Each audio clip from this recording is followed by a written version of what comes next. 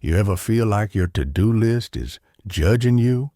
Like no matter how hard you try, you're always behind? You want to do things. Start a side hustle, hit the gym, maybe even just clean your room. But instead, you freeze, not because you're lazy, but because your brain's overwhelmed. Here's the truth. When your brain sees too much, it does nothing. It's not a lack of motivation. It's a survival mechanism. And that giant looming task you keep avoiding, it's not hard because it's impossible. It's hard because it's vague. Get my life together isn't a task.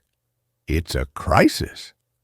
So let's break the crisis into actions. Try this. Shrink the goal. Want to read more? Just open the book. One page, done. Want to start a business? Just write the idea down. Momentum doesn't come from thinking, it comes from doing. Make it visible. Put reminders where you see them. Shoes by the door equals walk. Water bottle on your desk equals drink. Make it daily.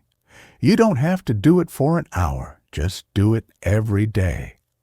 Consistency greater than intensity. The difference between stuck and unstoppable? One small step.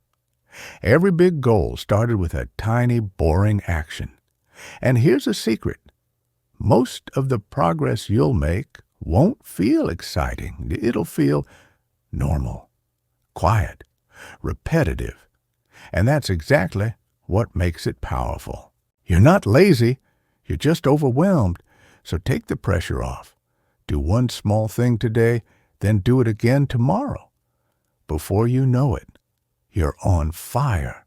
Start small. Stay consistent. You've got this.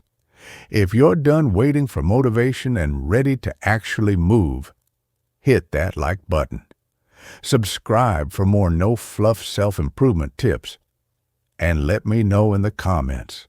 What's one small step you're taking today? Let's keep it simple. Let's keep it moving.